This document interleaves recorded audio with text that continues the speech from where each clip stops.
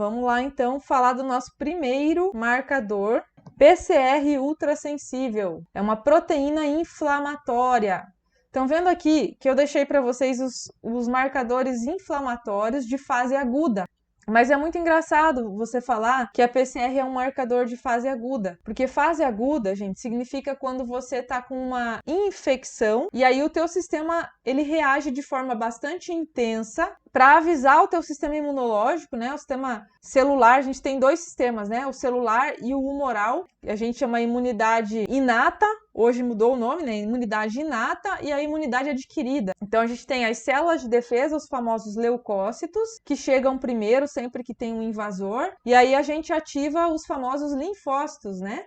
Para criarem anticorpos e para combaterem com mais eficiência a infecção. Quando a gente fala fase aguda, a gente está falando de tem a presença de um micro-organismo envolvida e faz uma mega liberação daquele marcador. Tá? Então, a PCR, o fibrinogênio e a ferritina, eles são marcadores de fase aguda, só que eles não são marcadores somente de fase aguda. Só que para eu conseguir entender cronicamente se você está inflamado, eu preciso que seja a PCR ultrassensível. Se você colocar só PCR, vai vir lá um marcador assim, menor que 5 está normal, porque ele está medindo somente a fase aguda mesmo. E o que eu preciso para avaliar o risco cardíaco é medir qualquer alteração, pequenas alterações, porque a inflamação crônica ela é de baixo grau. Eu estou explicando isso porque eu sei que tem pacientes me acompanhando.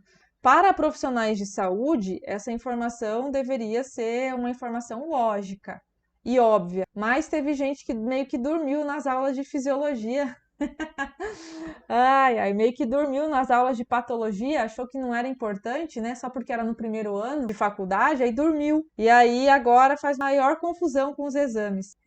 Paty, tem muito sintoma aí que é consequência do estresse oxidativo. E todo sintoma cardíaco, existe algum grau de inflamação e estresse oxidativo no organismo, e aí isso está afetando o coração.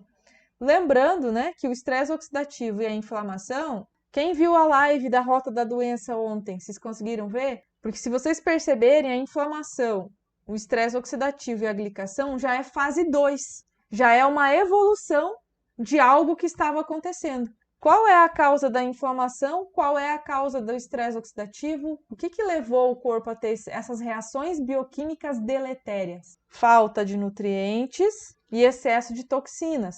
Toxinas de micro-organismos. Por isso que a gente fala que as causas também têm a ver com infecções, infestações e as toxinas que vêm de fora que a gente chama de xenobiótico. Então, um produto químico que entra em contato com o corpo, ele é um xenobiótico. Ele é uma substância estranha ao organismo, mas que é capaz de promover uma alteração biológica. Então, eu pego um veneno.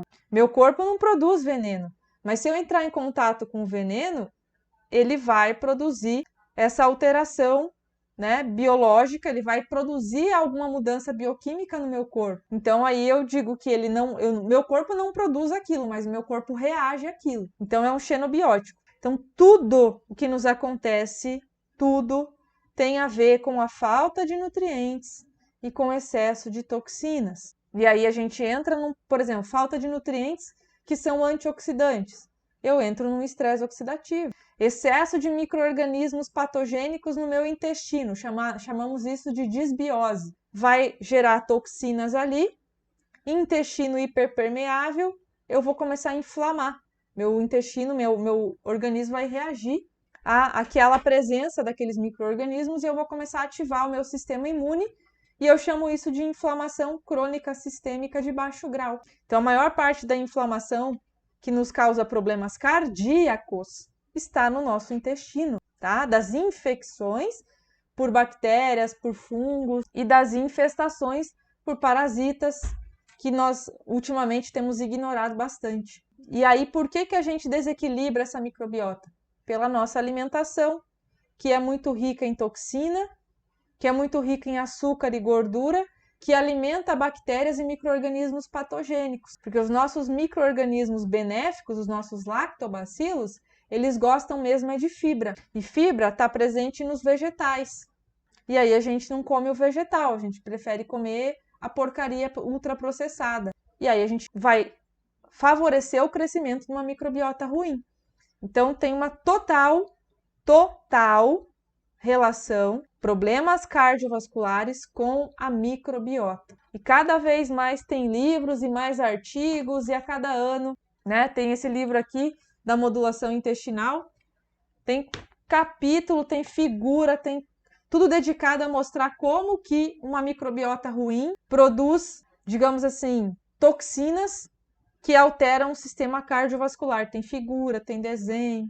Então, a nossa grande raiz de toda a inflamação e, consequentemente, dos problemas cardíacos está no intestino. Por isso que a gente sempre volta na alimentação. Então, a insônia, ela talvez seja mais ansiedade o teu problema e insônia do que problema cardíaco. O coração, ele recebe a informação da adrenalina que o teu sistema simpático, que está ativado por causa da insônia e do estresse, libera em cima dele. Então não é o coração que é o problema é o transtorno de humor. O coração só tá no corpo recebendo a informação. Tem que descobrir qual é o órgão causal, né, gente? Se eu falar que, quem já teve síndrome do pânico, qual que é o sintoma da síndrome do pânico? Coração acelerado, tremores, né? Hipertensão arterial, e o problema é o coração? Não, o problema não é o coração. O problema é o transtorno de humor. O coração só está recebendo a carga de adrenalina. Por isso que não é simples. Se o corpo humano fosse simples, que eu virava uma chave e tal, tudo resolvido, a gente não tinha tanto livro, tanto estudo, bateção de cabeça, né? Juntando exame, olhando vários órgãos e sistemas ao mesmo tempo. É porque tudo está no mesmo corpo. Se eu altero aqui, e transtorno de humor tem a ver com o intestino, né? Tem o eixo intestino-cérebro. Então, se eu altero um pedacinho aqui, todo o corpo recebe aquela alteração. Tem gente que fala, nossa, o problema é a arritmia. Não, não é a arritmia, é o transtorno de humor, a ansiedade crônica e a insônia que causou a arritmia. Mas a insônia e o transtorno de humor estão causados por quê? Deficiência de nutrientes, disbiose e leaky gut no intestino. Aí eu vou chegando na causa, aí eu vou mergulhando, eu sempre vou cair no excesso de toxinas e na falta de nutrientes. Mas tem um monte de doença que uma é diferente da outra, mas a causa é sempre a mesma, tá? Por que uma doença é diferente da outra? Porque você é mais frágil naquele sistema.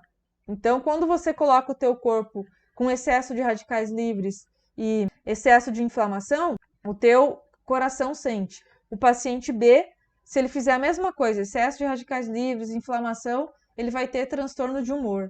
No paciente C, ele vai ter doença neurodegenerativa. O paciente D vai ter doença autoimune. Cada vez que a gente mergulha, a gente cai na mesma coisa. Falta de nutrientes e excesso de toxinas, tá? Por isso que tem que entender disso. Tem gente que gasta uma vida estudando uma única doença. Tem que estudar a causa, né? Parar de estudar a ponta e estudar a raiz. Tratar o corpo. Entender os processos bioquímicos que levaram aquilo ali, que são os mesmos.